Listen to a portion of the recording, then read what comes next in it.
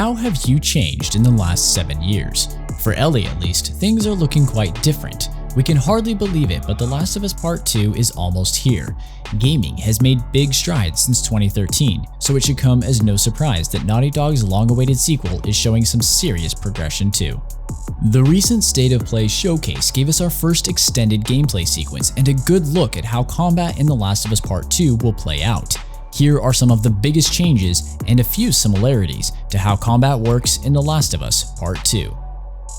A big part of The Last of Us was balancing the value of taking a fight versus skirting around it. With both human and infected enemies, often the best course was to play it slow and safe, carefully avoiding enemies as you stole supplies. The same certainly seems to be true here, with Ellie also capable of crawling through long grass and hauling herself over fences as she skirts past her enemies.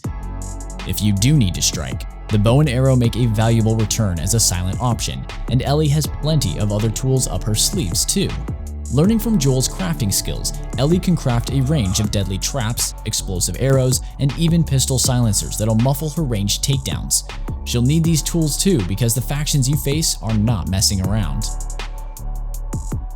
Aside from the infected, the two main groups Ellie will be fighting through on her journey for revenge are the Washington Liberation Front and the Seraphites.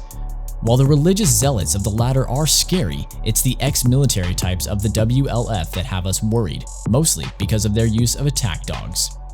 Killing dogs in video games was always going to be controversial, but it seems The Last of Us Part 2 will leave little choice in the matter. Canine patrols are capable of picking up Ellie's scent and following it to her hiding spot. That's a big problem for the patient predators who like to wait around for the perfect time to make our move.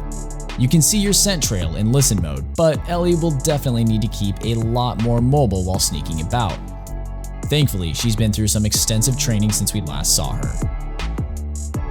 The years between The Last of Us and its sequel have left Joel looking even more weathered, but Ellie on the other hand has grown into a skilled fighter. During combat, she's capable not only of dodging the deadly swing of an enemy axe, but also swiftly maneuvering through the environment. We've known for a while that Ellie has a dedicated button for jumping and clambering around the world, but she can also smash in windows, slide quickly over tables, squeeze through thin cracks, and pick up items while on the move. Her enemies may be deadlier than ever, but Ellie is more than capable of handling them. Clickers were pretty scary, huh? Well, we've got some bad news. They're back. Unfortunately, that's not even the worst of it. Stalkers in The Last of Us 2 are sneaky types that prefer to catch us unaware. Naughty Dog has confirmed that you'll find them plastered to walls as part of a fungal infection, but only sometimes will they tear themselves free to lunge at you. The Stalkers aren't the only new foes either. Shamblers are a new type of armored infected that exude a corrosive spore cloud, burning anyone who gets too close. There are even more dangers waiting to terrorize us in The Last of Us Part 2, but Naughty Dog has kindly left them for us to discover and presumably be horribly killed by.